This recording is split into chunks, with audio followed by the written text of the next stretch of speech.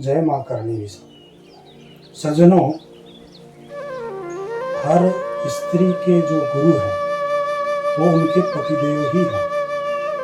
पति की आज्ञा का पालन करना, पति की सेवा करना, पति के कहे के अनुसार अपने जीवन को चलाना हर सुहागन स्त्री का परम कर्तव्य है।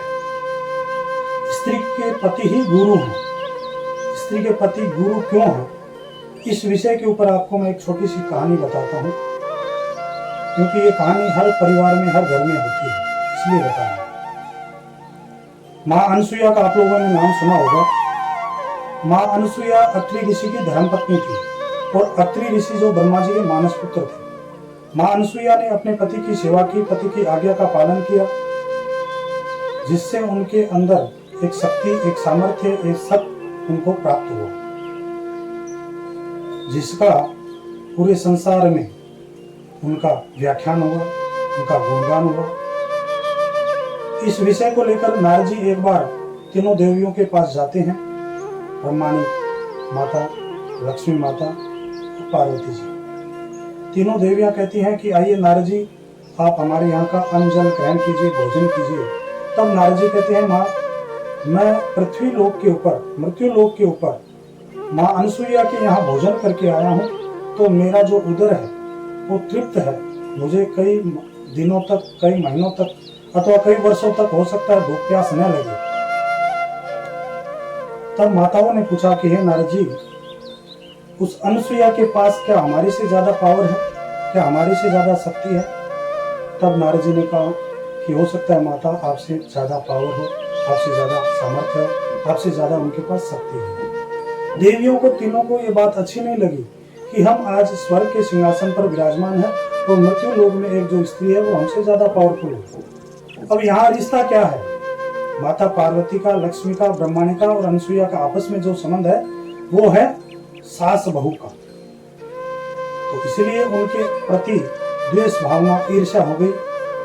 तब तीनों देव आए। तीनों देवियों ने कहा कि हे स्वामी, आपने हमें ऊंचा सिंहासन पे विराजमान कर रखा है, लेकिन पावर जो है, शक्ति जो है, सामर्थ्य जो है मृत्यु लोक की अनसुईया के पास ज्यादा है। तो हे पतिदेव, आप एक ऐसा कार्य कीजिए कि उसका सत्य जो है, पावर जो है, शक्ति जो है, उसको आप कम कर दीजिए, मिटा दीजिए, उसका शक्ति जो है हीन कर दीजिए। तब देवताओं ने बहुत समझाया, तब नहीं मानी। तब तीनों देवताओं ने साधु का वेश धारण करके अत्रि ऋषि के आश्रम में जाकर के भिक्षाम देहि, भिक्षाम देहि 3 बार आवाज दी। माँ अनसुईया भिक्षा लेके आई, भिक्षा देने लगी। तब तीनों देवों ने कहा कि हम आपकी भिक्षा ऐसे ग्रहण नहीं करेंगे। अगर हमें भिक्षा देनी है तो आपको वस्त्र उतार करके भिक्षा देनी पड़ेगी, विवस्त्र होकर के भिक्षा देनी पड़ेगी। माता अनसुईया आश्रम के अंदर जाती हैं, अपनी कुटिया के अंदर जाती हैं और पति परमेश्वर को प्रणाम करके कहती हैं कि हे पति परमेश्वर, दरवाजे के ऊपर 3 साधु आए हैं और बड़ी विचित्र से भिक्षा मांग रहे हैं, विवस्त्र होकर के भिक्षा मांग रहे हैं। तब अत्रि ऋषि ने अपने पिता का ध्यान किया, ब्रह्मा जी का, तो फिर ध्यान आया कि दरवाजे के ऊपर तो पिताजी ही खड़े। कई बार हमारे घर में ऐसी बात होती है कि पिता पुत्र अथवा भाई भाई के अंदर कोई विचार विमर्श ऐसे होते हैं जिनसे एकता नहीं रहती है, उसमें अनेकता आती है, अनेक विचार आते हैं, अलग भाव आते हैं, अलग स्वभाव बनते हैं। इसलिए हमें क्या करना चाहिए? जो पिता और पुत्र के अंदर तर्क वितर्क होता है या लड़ाई झगड़े होते हैं, तो वापिस हमारे शास्त्रों के, धर्म के नियम है सनातन के कि जो पुत्र है वो ही पिता की शरण में जाए और अपने पिता से क्षमा याचना करके कहे कि पिताजी, उस समय आप भी क्रोधित थे, मेरे को भी गुस्सा आया हुआ था, लेकिन अब बताइए क्या करना है। अगर परिवार को नियमित रूप से चलाना है तो, संयमित रूप से रखना है तो, अगर लड़ाई झगड़ा करना है, विवाद करना है, तो आपको तीसरे के पास जाइए, वो तीसरा रास्ता बताएगा। भाई भाई हैं तो छोटे भाई को बड़े भाई के पास जाना चाहिए और बोलना चाहिए कि क्षमा करें भैया, मेरे से ये गलती हो गई, अब आगे से आप जैसे कहेंगे वैसे बोलो। तो यहाँ अत्रि ऋषि ने अपने पिता का ही ध्यान किया है और कहा है कि हे पिता, ये आपकी वजह से धर्म संकट आया और इस धर्म संकट से आप ही हमें बाहर निकालिए। तब अत्रि ऋषि ने अपने पिता का ध्यान करके अपनी धर्मपत्नी को एक पानी का कलश दिया और कहा कि इस जल के छिड़के उनके ऊपर दे देना और फिर अपने वस्त्र जो है उतार करके भोजन दे देना। माता अनसुईया ने वैसा ही किया। माता अनुसुईया तो जल लेकर के आई, उन तीनों देवों के ऊपर जल के छिड़के दिए और तीनों के ऊपर छिड़के देते ही वो बन गए 6 महीने के बाद। कहते हैं कि सतियों में सती अनुसुईया भिन्न पति उपदेश को 6 महीने के बालक कर दे ब्रह्मा विष्णु महेश को। 6 महीने के जो बालक होते हैं वो अपनी माँ का स्तन पान करते हैं, उस स्तन के ऊपर वस्त्र नहीं रहता, इसलिए न तो धर्म डिगा, न सत्य डिगा, न शक्ति कम हुई। तीनों देवताओं को देवी ने अपने पुत्र स्वरूप पालना शुरू कर दिया। 6 महीने हो गए। अब यहाँ से ही ये परिपाटी चलिए, जो हमारे पिता होते हैं या हमारे दादा होते हैं वो 100 वर्ष पूर्ण करके, अपनी आयु पूर्ण करके वापिस हमारे घर में जन्म ले लेते हैं, तब हम कहते हैं कि भाई पिताजी ही आ गए हैं, दादाजी ही वापिस आ गए हैं। ये परिपाटी उस समय से चली आ रही है। 6 महीने के बालक हो गए, 6 महीने हो गए, तीनों देवताओं का सिंहासन खाली है। तब देवताओं ने सोचा विचार किया कि अभी सृष्टि जो चलायमान है वो एक जगह स्थिर कैसे हो गई।